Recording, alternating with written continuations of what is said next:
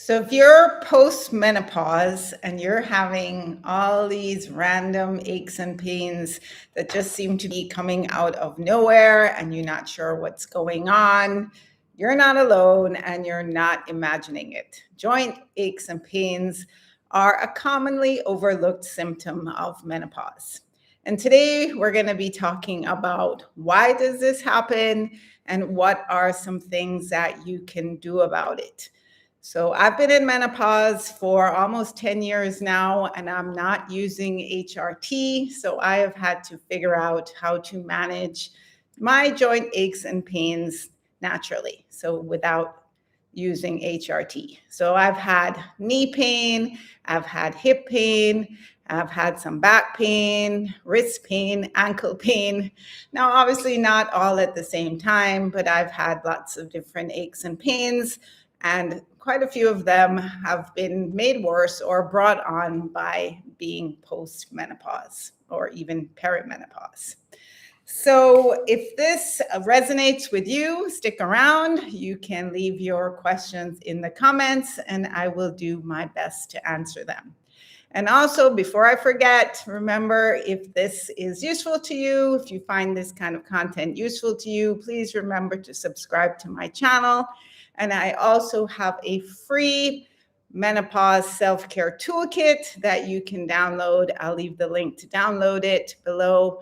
And in my free self-care toolkit, you will find a video for yoga for joint pain, and you'll also find a meditation and some other cool stuff.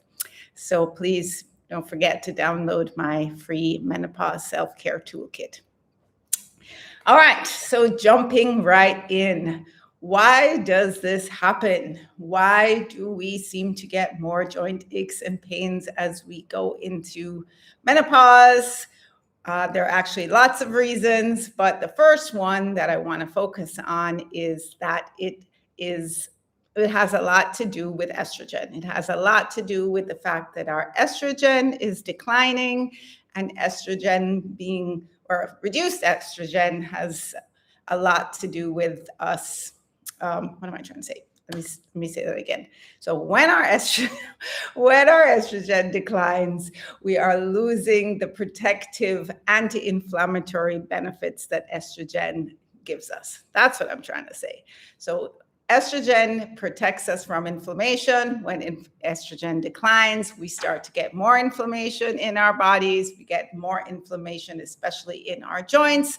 So that can make our joints stiff and achy. So estrogen has a lot to do with our joints feeling stiff and achy. So when you're postmenopausal, you're losing the estrogen, so your joints start to feel more stiff and achy. So you're not imagining it. You're not doing anything wrong. It is just simply a matter that your estrogen is declining. So you are becoming more prone to inflammation, and therefore your joints are starting to hurt. So that is the first reason that our joints start to feel more achy once we are over 40, over 45, over 50, going into menopause. But there are other reasons that are not necessarily hormonal. So let's just quickly talk about some of the other reasons why we could be having stiff, achy joints. Now, some of them simply have to do with the fact that we're not moving as much as we used to when we're in our 40s and 50s. You know, life is pretty busy. We have lots of responsibilities. We have lots going on. Many of us are exercising less than we were when we were younger. So just the fact that we're exercising less, not moving around as much, can make your joints more stiff and achy. Some of us are dealing with osteoarthritis, which again also has to do with inflammation. It also has to do with the wear and tear on your joints. But you know, osteoarthritis is a separate condition. It's not hormonal, although there probably are hormonal elements of it. But osteoarthritis is another reason why your joints might be getting stiff and achy. Obviously, some of us may have old injuries that are causing us to have joint pain. So it's not just about estrogen. It's not just about the fact that we are in post-menopause or going into menopause, but there are quite a lot of other reasons. A lot of times we're heavier than we used to be. We've gained a lot of weight. when you're overweight, it also does put added pressure on your joints, which can also contribute to having joint aches and pains. So in addition to being in menopause, we're probably not moving as much. Many of us are overweight. Many of us have osteoarthritis. There are other reasons why our joints are giving us problems. Our joints are stiff and achy at this age. So I don't want to dwell on the why. I want to talk about what can we do about it? What can we do to help ourselves without using HRT to make our joints feel better? And the good news is there are lots of things that we can do to help ourselves to feel better. So the first thing that we can do to feel better is, yes, I'm sure you can guess what I'm going to say. It is to keep moving. Yes, keep moving. Science has proven, there's so much research out there to confirm, to prove that keeping moving, gentle movement can help to keep our joints pain-free, or it can help to relieve or even eliminate completely our painful joints. So keep moving. Any type of movement counts. So it could be walking, it could be swimming, it could be dancing, it could be yoga. Just want to keep moving the joints. You want to keep moving your joints because it lubricates the joints. It nourishes the joints. It increases the synovial fluid in your joints, and they will feel better if you just keep moving. So in addition to keeping moving, you also want to be strengthening the muscles that support the joints. So for example, if you have knee pain, if you have chronic knee pain, you want to be focused on strengthening the muscles that support your knees. So that could be your quads, it could be your hamstrings, your calves, your core, your feet, all the muscles that support your knees, of which there are many. You want to be strengthening those muscles that support your knees so that you can take the pressure off of your knees. And it really makes a huge difference when you strengthen the muscles supporting your joints to relieve your pain. Same for back pain. If you have lower back pain or if you have back pain, having a strong core is really important to relieving, preventing, managing your back pain. You want to be doing whatever you can to strengthen the muscles supporting your back. So of course, if you're having chronic pain, you want to make sure that you check with your doctor, you check with your physical therapist to make sure that whatever your exercise that you're doing is right for you. So you want to make sure that before you start any new form of exercise, you check with your doctor, you check with your physical therapist. So I'm speaking generally. So in addition to strengthening the muscles that support your joints, you also want to be gently stretching the muscles that support your joints. So just to use a knee pain example again, if you have tight muscles around your knees, if you have tight quads, hamstrings, if your muscles are really tight, especially if they're out of alignment with each other, that can also contribute to knee pain or stiffness. So you want to be gently stretching the muscles supporting your joints. You want to be gently strengthening the muscles supporting your joints. And you also want to keep them moving. So those are three things that you definitely need to be doing if you want to be relieving, managing, eliminating your joint pain. Again, you want to make sure that you check in with your doctor to make sure that what you're doing is right for you. So of course, what is one of the best ways to do all three of those things at the same time? Yoga. Yes, of course, I'm a yoga teacher. So I have to give a plug for yoga here, because in yoga, we strengthen the muscles supporting our joints, we stretch the muscles supporting our joints, and we also keep moving. And trust me, anybody can do yoga. I teach my 80-year-old parents yoga. Anybody can do it. So please download my Menopause for Self-Care Toolkit. It has a yoga for joint pain video inside of the toolkit, and you will see, I promise you, that you can do it. So those are the first three things that we can do. I should also add, if you're having knee pain, hip pain, back pain, don't ignore it. A lot of us just assume that as we get older, we're just going to get aches and pains, and there's nothing that we can do about it. So we just ignore it and just continue along and don't do anything about it. But please don't ignore it. A lot of times there are things that you can do about it that don't require meds, don't require surgery. I actually just had a conversation with an orthopedic doctor, orthopedic surgeon to be precise, yesterday, and he told me that he recommends yoga to a lot of his patients because the results he gets from doing yoga with his parents are pretty amazing. So try it. So I'll be talking more about that as we go along. So in addition to stretching, strengthening, and moving, what are some other things that we can be doing to relieve our joint aches and pains once we're post-menopause? So the other thing that I really have to talk about, which we don't often think about when it comes to joint aches and pains, is looking at what we are eating. Yes, looking at what we're eating, looking at our diet. And by diet, I just mean what we're eating day to day.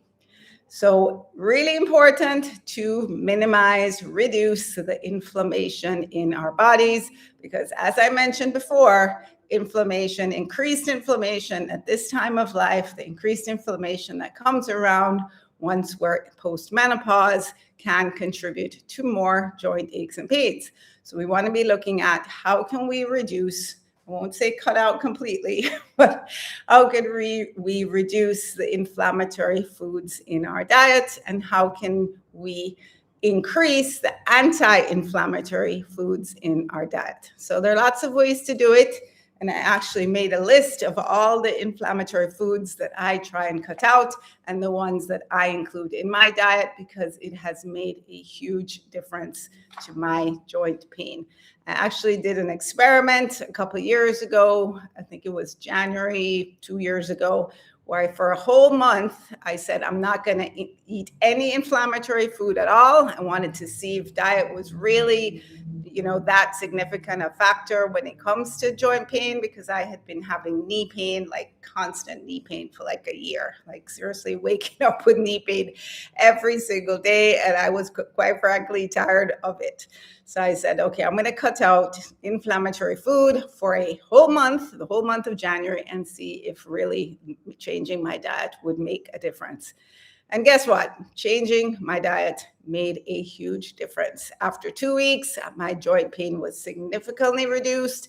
And by the end of the month, 4 weeks into it, I had almost no more knee pain. Literally, I had no more knee pain after a month of being on my anti-inflammatory diet. And it was like, I was like really amazed. I was quite shocked, actually. I didn't think it was going to happen. But I really had no more knee pain at all. Like literally while I was being really strict, I had no more knee pain. I didn't have knee pain again, like for the rest of the year. Now I'm not so strict. I've kind of fallen back into eating some of those inflammatory foods. And, consequently, I do have knee pain every now and then. But I must tell you, when I was really strict, I had zero knee pain at all, like after having knee pain every single day for like a year. So just to tell you the inflammatory foods that I cut out. And I know this is going to sound, like impossible to do or really hard to do. But if I can do it, you can do it. And it's definitely worth a try, especially if you are suffering from chronic joint pain. Because I know what it's like to wake up every day in pain. So, that really motivated me to try it. So what I cut out is I cut out all forms of sugar. And this means added sugar. I'm not talking about the sugar from fruit. I'm not talking about natural sugar. I'm talking about added sugar. So processed sugar. I cut out all forms of white flour. So that would be like white bread, white pasta, crackers, anything that had white flour. I cut out, I think I've cut out pretty much all what I would consider processed foods. I know that definition is a little bit vague, but processed foods are foods that have multiple ingredients. I cut out anything that was considered a processed food. I cut out dairy because I wanted to really cut out anything that could conceivably be inflammatory for me. Now, all of these things are not necessarily inflammatory for everybody. We're all different, but I just wanted to be really strict and see what would happen if I literally cut out everything that could possibly be inflammatory for me. So I did cut out dairy, which meant I didn't have any cheese, I didn't have any milk, I didn't have any ice cream, yogurt, all of those things. I literally cut those out of my diet as well. I didn't drink any alcohol, so no alcohol for a month, which was hard, but I did it. No fried foods, no red meat or processed meat, smoked meats. Now, there may be other foods that are inflammatory for you, but these were the main ones that I used to eat a lot of. So I cut all of these things out for the month of January. And then I added in some anti-inflammatory foods, which were things like fatty fish. So sardines, mackerel, and salmon, those are all examples of fatty fish. I personally ate a lot of sardines because I really like sardines. So I think I probably ate sardines a couple times a week. Really good for you, high in omega-3s. Berries, blueberries, strawberries, lots of kind of berries are anti-inflammatory. Turmeric, which is a spice really commonly used in curries. So I added a lot of curries to my diet. Leafy greens, things like kale, spinach, also ate a lot of those things. Nuts, so that would be like almonds and walnuts. I tried to eat a lot of nuts. Olive oil, which is easy because I love olive oil, so I would put olive oil on pretty much everything. That's my basic salad dressing, is just olive oil and vinegar. Ginger, green tea, tomatoes, although tomatoes I think can be inflammatory for some people and anti-inflammatory for other people. So again, you kind of have to experiment to see what are the inflammatory foods for you and what are the anti-inflammatory foods for you. And then the last one, which was my favorite, was dark chocolate. Yes, dark chocolate is considered an anti-inflammatory food. So see, you can get some goodies in an anti-inflammatory diet. But dark chocolate does not have a lot of sugar. It probably does have a little sugar, so maybe I kind of cheated there. But I have to tell you that following this diet for a month, my joint pain was pretty much gone completely, and it was definitely feeling better after 2 or 3 weeks. So I highly recommend that if you are suffering from chronic pain anywhere in your body, but especially in your joints, I would suggest trying to follow an anti-inflammatory diet. At least try it for a couple weeks and see if it makes a difference. You don't need to be as strict as I was. I just really wanted to be strict with myself to see if it helped or not. So let's see. So apart from looking at your diet, from movement, there are other things that also help. Managing your stress. Yes, being stressed out can also increase your feelings of pain, joint pain, aches and pains. Getting enough sleep when you're tired, that also increases pain in your body. So you want to make sure you're getting enough sleep. You want to make sure you're managing your stress. Many different ways to do this. I have various videos on my channel looking at my wind down routine and ways of managing stress. If you want me to go into that, you can let me know in the chat. So I think that pretty much sums up most of the major things that I did. Oh, I have a question. Alcohol, good or bad? So alcohol for me, as I said, was inflammatory. So for the month of my experiment, I did not drink at all. Now I do drink a little bit, not a huge amount, because I think it definitely is inflammatory for me and increases my joint aches and pains. Plus, when I drink wine, or it increases my hot flashes, which is really annoying, interferes with my sleep, which is also annoying. So I try not to drink nearly as much as I used to. So I would say alcohol is probably not something you want to be drinking a lot of if you are trying to manage joint aches and pains. I did also use topical creams like Voltaren. I found that did help a lot, especially for knee pain. So, and there are many different types of creams that you can use, Biofreeze, Bengay, lots of creams. But I found Voltaren was pretty effective at reducing my knee pain. So let's see, anything else I wanted to say? So I still do get knee pain now and then because, and other parts of my body now and then, but not nearly as much as I used to. My overall joint aches and pains are much, much, much better, I have to say, even though I'm not as strict as I used to be in terms of my diet. But obviously, I do try and keep active. I do try and keep my muscles strong. I do try and keep flexible, and I do try to keep moving.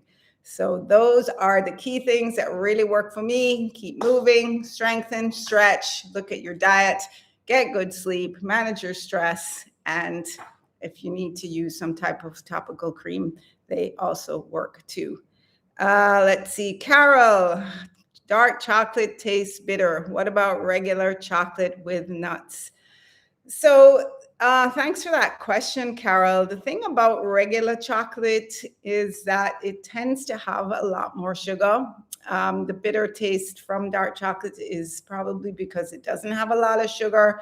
And also, it needs to be, I think the dark chocolate needs to be 70% chocolate in order for it to have the anti-inflammatory properties. But that is actually a good question. I'm going to check that because I'm not sure, but I know generally speaking, dark chocolate needs to be at a certain level. It needs to be 70% dark chocolate in order to have the health benefits. Certainly the health benefits when it comes to your cardiovascular system. And I suspect the same is also true for it being an anti-inflammatory food.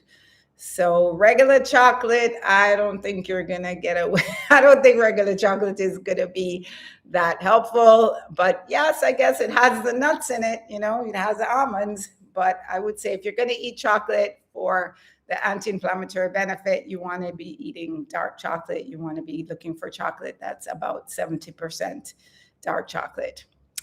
So I had some questions that were sent to me. Here we have another question. Rosalie. Hi, Rosalie. Baked chicken. I think, you have to kind of test it for yourself. You have to test it. I would say if you bake chicken, you're not frying the chicken, so it's not a fried, you're not eating KFC. I would say baked chicken is probably okay. It might be inflammatory for some people. It might not be. I know for me, like red meat, smoked meats were a no-no. I think I might have had a little bit of chicken when I was doing my experiment, but I pretty much cut out most meat sources. So I don't think I ate a lot of chicken when I was doing my experiment. No chicken at all. I was pretty much almost vegetarian. But you just need to try it. I think you're probably okay if you don't eat a lot of it and see if it makes a difference, or just try for a week, don't eat any chicken, and see if your knee pain or your joint pain goes away.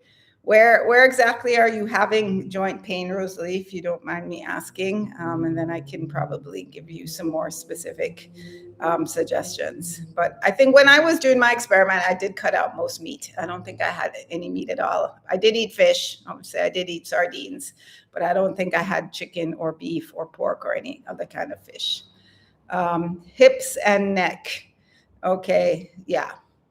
So you could try, as I said, there are lots of movements that you can do for the hips and the neck, gentle movements. You want to be very careful, especially with your neck. There are definitely lots of movements that you can do to help both your hip and your neck.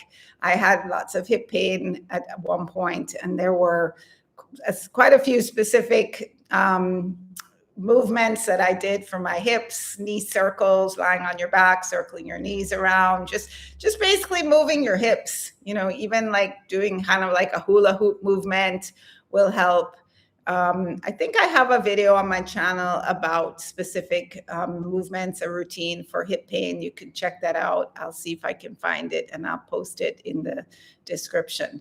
But definitely there are movements, there are yoga poses, sequences, and just general movements that will help. So you could try those. Okay, let's see if there are any other questions. If you guys don't have any, I'm going to answer some of the questions that I had. So the first question is, what is the one daily habit that helped you the most? So I did talk quite a lot about different things. I would have to say if there was one habit that helped me the most, it would have to be changing how I ate. Honestly, it would have to be changing how I ate, reducing the inflammatory foods and adding in the anti-inflammatory foods. I would say that was the single most important thing that I changed, which had the biggest impact on my joint aches and pains. Now, it might be difficult to cut out all these things, but, if I was highly motivated, let's just say I was highly motivated. I was tired of waking up with knee pain. I was actually thinking about, am I going to have a knee replacement? I definitely didn't want surgery. I was going through tubes of Voltaren, and I was like, there's got to be a better way. So I was highly motivated to find something that would work to help my joint aches and pains. I actually thought I thought that I had arthritis, and I went to the doctor and I did a blood test for arthritis. And I was shown to be negative for arthritis. So it definitely was not arthritis. It was probably just hormonal aches and pains. What about bananas? I think bananas should be okay. I have not seen anywhere that bananas are inflammatory. But again, you kind of have to just try them for yourself. I think most fruits are probably okay. But again, just try it for yourself and see. If you think that they might be increased, if you eat a lot of bananas and you're in constant pain, I would try cutting out bananas for a week or two and see if when you cut them out, you feel better. That's kind of what you have to do. Especially if you eat a lot of something, I would try cutting it out for 2 weeks and see how you feel. But generally speaking, I think bananas are probably okay. So I would say you're probably okay with bananas, but check it out and see for yourself. You're welcome. How much should I exercise if my joints already hurt? So this is a really good question. I had often wondered about this, and I actually spoke to a physical therapist friend of mine and asked her specifically, well, if your joints are hurting, you're not going to feel like moving. You're not going to feel like getting up and walking. You're not going to feel like doing anything.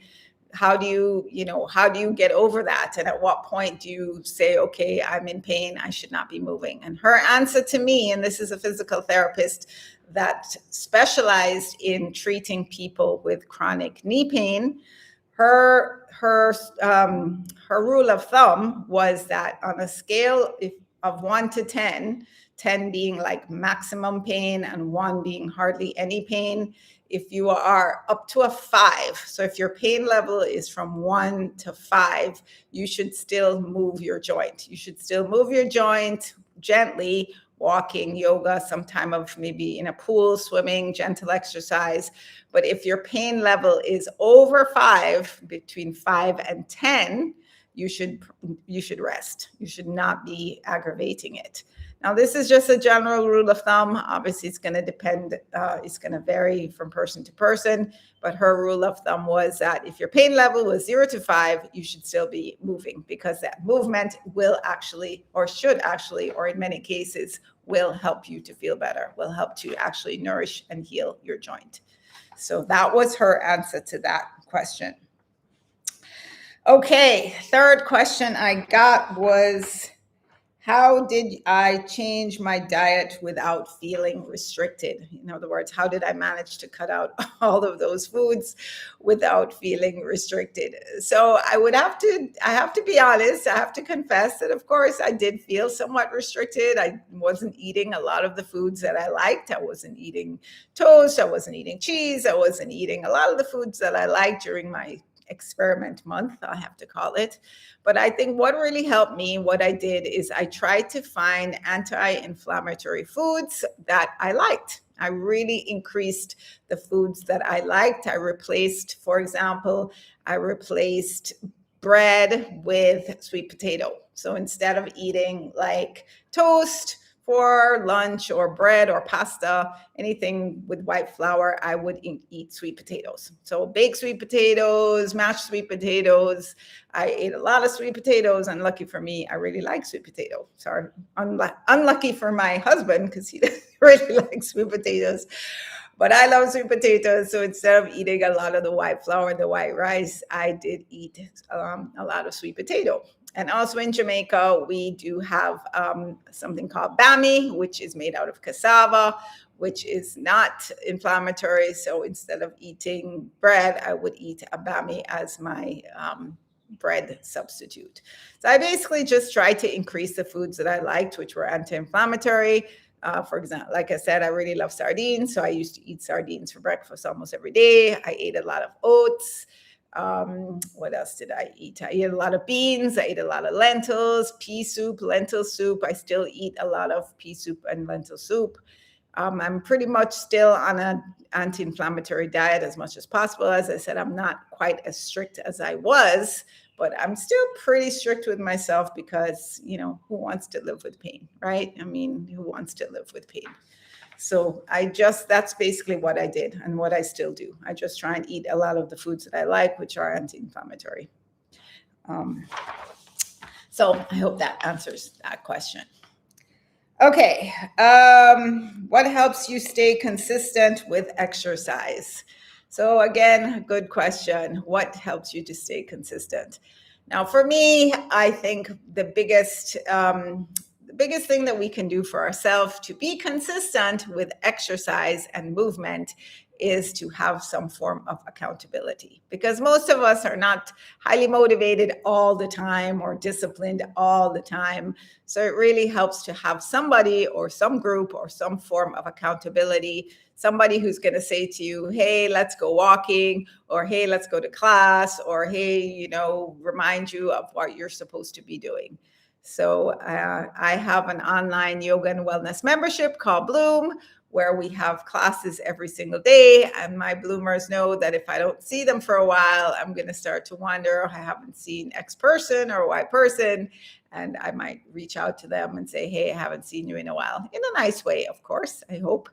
But it really does help to have somebody to keep you accountable, or some way to have some accountability to keep you moving. Because let's face it, most of us are not disciplined enough to move as much as we probably need to be on our own. We're busy, we're stressed, we're tired, we're overwhelmed, we're in pain. We need help. Most of us need help. So that would be my answer to that. But there are lots of different ways to have accountability. Okay, this question I think I answered already. Can lack of sleep make joint pain worse? And the answer is yes. And then the last question I had was, are there specific yoga poses or exercises to avoid?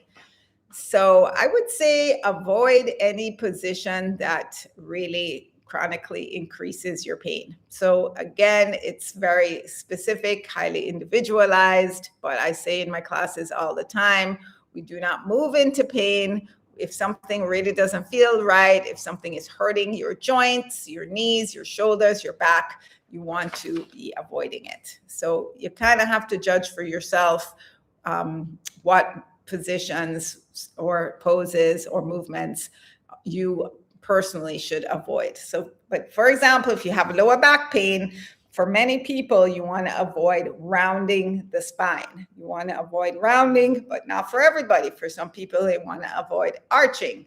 So this is a case where you really want to be talking to your physical therapist to find out what positions, what poses, what movements should you not be doing if you're having chronic back pain, for example. Same thing with the shoulders. If you're having chronic shoulder pain, there are going to be movements that will help, positions, poses that will help, and there may be positions, poses that hurt. I mean, I'm a big believer that your body will tell you if you move into a position and you start to feel